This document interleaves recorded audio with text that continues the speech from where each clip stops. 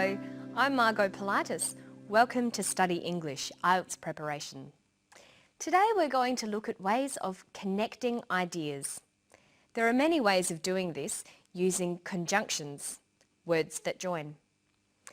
First, let's listen to Paul Gibson, an architect, while he takes us on a tour of his new, environmentally friendly solar house. Well, we completed it about 2 years ago, and I guess one of the interesting things about it is that it's a fibro house, and most houses, I guess these days, are brick veneer, whereas this is fibre on the outside, timber on the outside, but there's bricks on the inside. Well, I guess the very high windows along the north side, going down to the lower ceiling height on the south, basically allows you to get a lot of sun in through these windows in winter, and the louvers which go out actually go to a point where the sun can be shaded completely in summer, but they can be opened to let the sun right back into the house through winter. This house actually has two north faces. There's the north face of all the living rooms, 3 actually, and then the master bedroom has a north face and the other bedrooms also have a north face. So it's trying to maximise what we call the aperture of the house, which is how much sun you actually get into in winter. Okay, now we've listened to Paul, let's look at the way he connected his ideas. Good communication, especially in an academic setting, is all about expressing and connecting both simple and complex ideas. There are many ways to do this.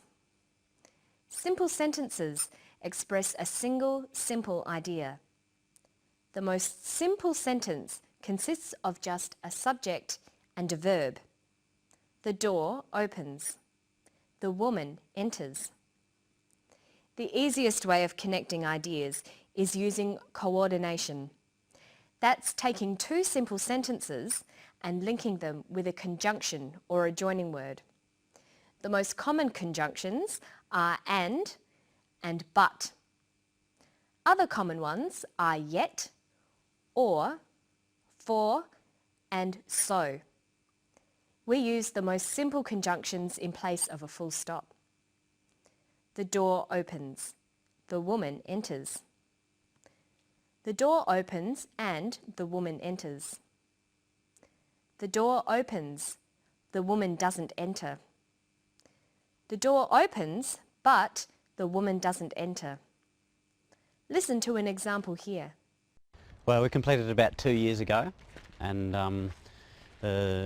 I guess one of the interesting things about it is that it's a fibro house, and most houses, I guess these days, are brick veneer. It's a fibro house and most houses are brick veneer.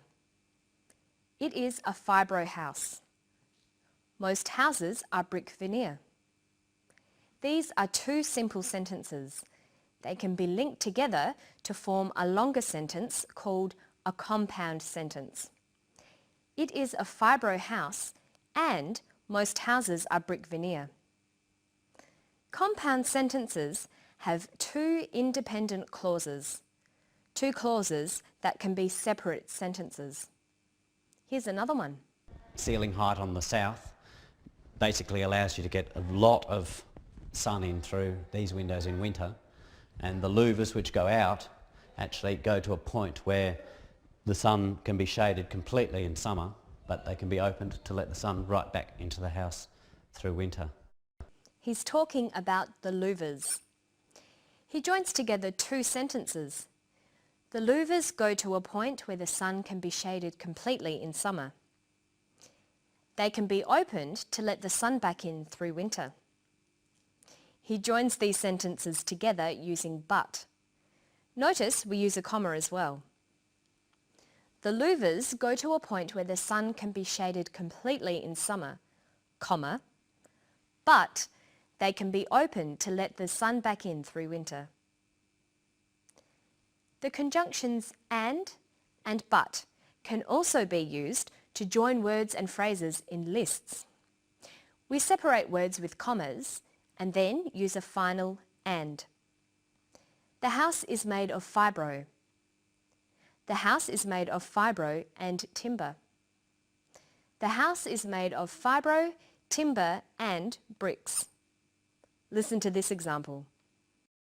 Most houses, I guess these days, are brick veneer, whereas this is fibre on the outside, timber on the outside, but there's bricks on the inside. He forms one compound sentence from simple sentences. The house is fibro on the outside. It is timber on the outside. It is bricks on the inside. Notice that and is used to list similar things, but is used to contrast different items in a list. So we could also say the house is fibro and timber on the outside, but bricks on the inside. Okay, so that's an introduction to coordination. Remember, coordination is linking independent clauses with conjunctions.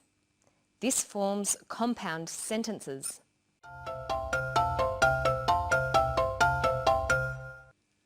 Another way to join ideas is using subordination.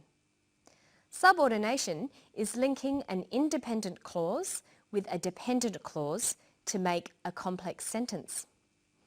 Dependent clauses are clauses that cannot exist separately in separate sentences. They need or depend on each other. We can form complex sentences in two ways.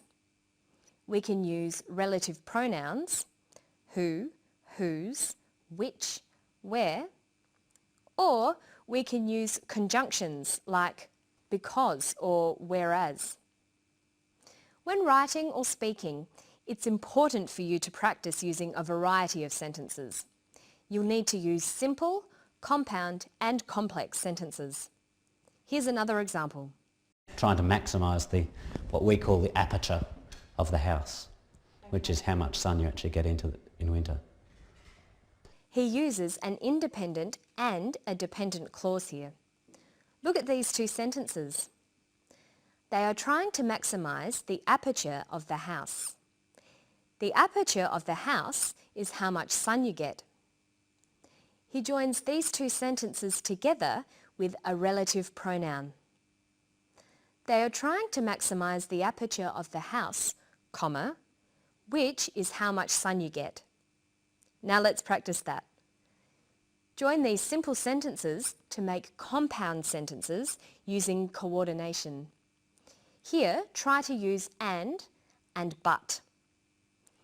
The master bedroom has a north face. The other bedrooms have a north face. The master bedroom and the other bedrooms have a north face. And here's another one. The house is warm in winter. The house is cool in summer. The house is warm in winter, comma, but it's cool in summer. Now let's practice subordination. That's making two sentences into one complex sentence. Try using whereas. The house is warm in winter. Most houses are cold in winter. This can become, the house is warm in winter, comma, whereas most houses are cold in winter.